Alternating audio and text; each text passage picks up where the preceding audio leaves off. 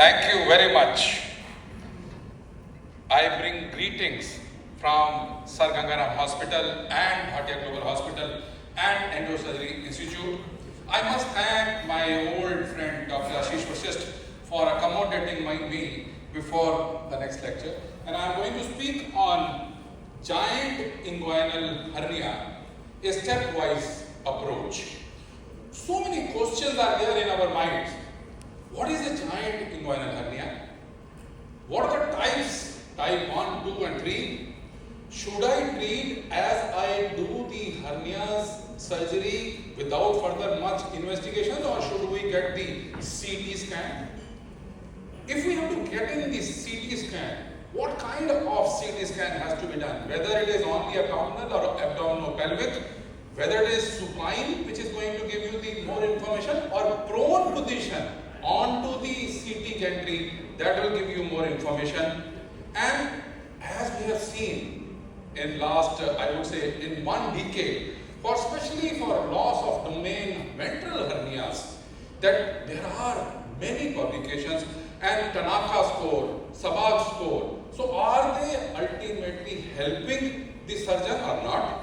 Then role of preoperative progressive pneumoperitoneum or botulinum toxin, or what kind of approach is the best for these kind of giant inguinal hernias, open or laparoscopic, and what are the complications we should be afraid of? Rest of the routine complications all of us know, but abdominal compartment syndrome all of us have to be afraid of.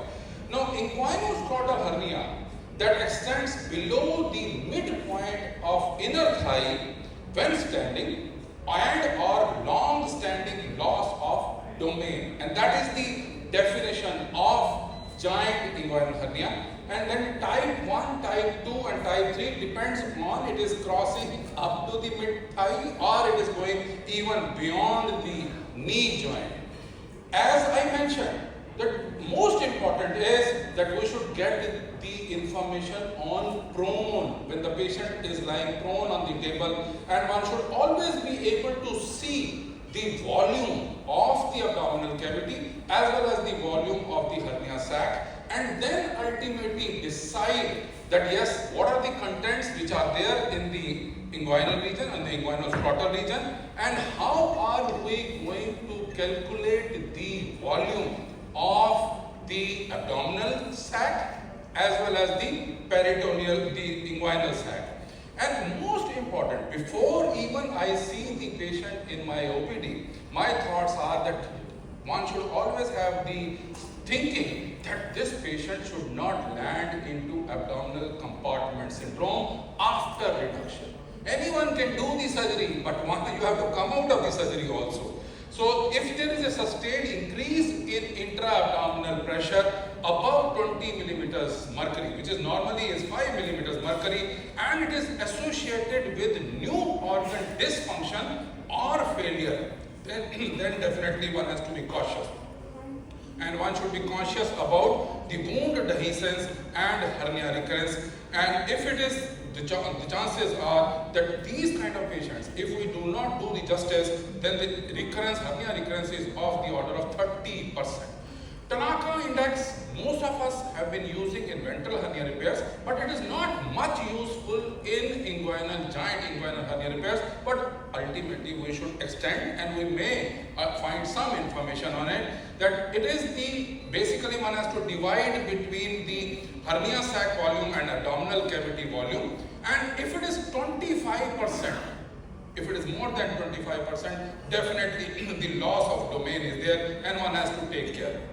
And similarly, Sabag index also, it is again used for ventral hernia repairs, not for giant inguinal hernia repairs, and more than 20% is the ultimate that one should know that it is going to cause challenges or it is not going to cause challenges.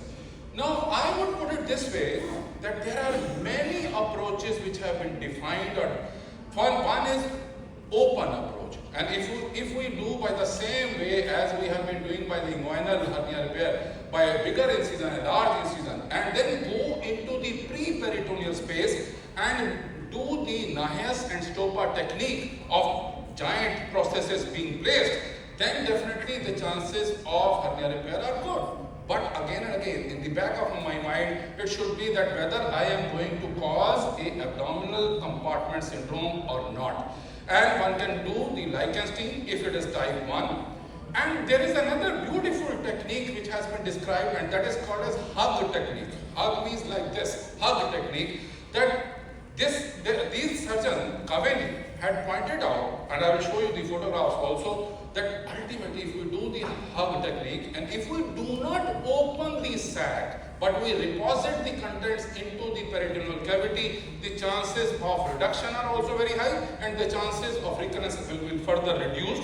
And then, once the open surgeries can be done, should be done, and if we have decided for laparoscopy, I would be the person to go in for diagnostic laparoscopy first and then decide and whether it has to be done by TAPP with internal ring occlusion or constriction, or TEP or ETAP, or one has to go in for component separation.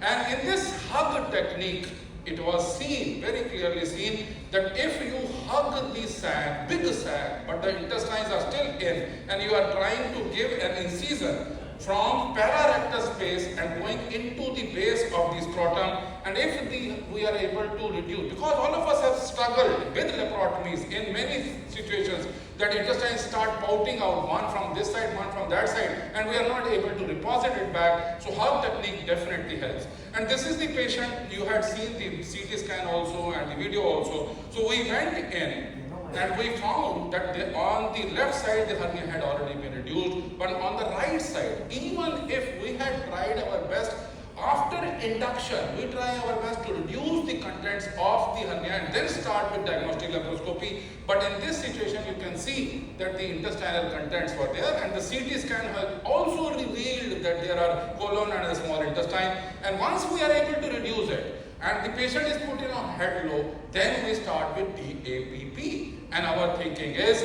yes, peritoneum is single cell thick layer.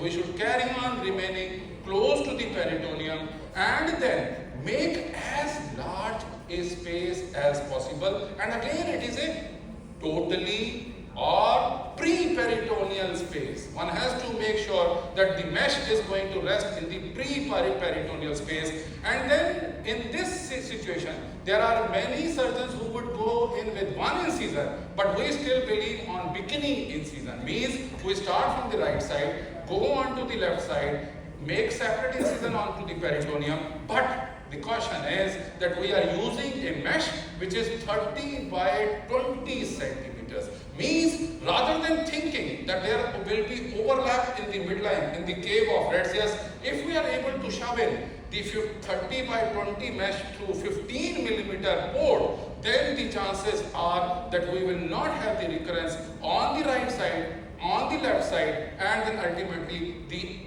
our aim is as simple as that. We have to go in for duct recurrence, and then we should always make sure that we are placing the mesh, fixing the mesh, and making sure that it is resting absolutely comfortably, and then we stitch the peritoneum so that ultimately there are no chances of any recurrence.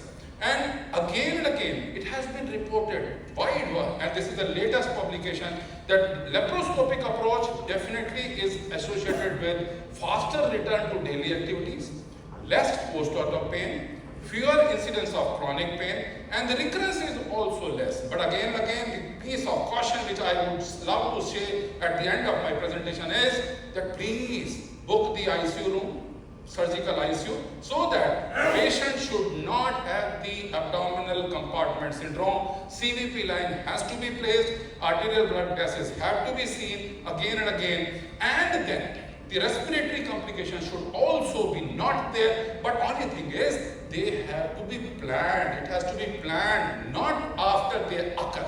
If they start occurring, if the abdominal compartment syndrome occurs, definitely it becomes a lethal complication. It can. And then one has to be bothered about the usual complications like scrotal edema, seroma, surgical site infection, hematoma, inguinodynia of the order of 30%. And again, the basic thing is recurrence should not occur. And as my time is going to be over, so we should always be bothered. If you are good in TAPP, offer the TAPP.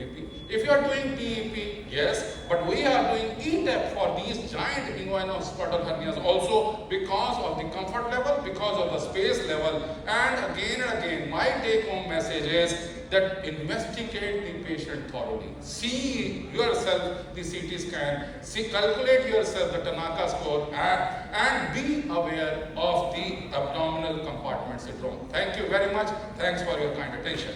Any question? I am ready to answer. Thank you, sir, for the great lecture.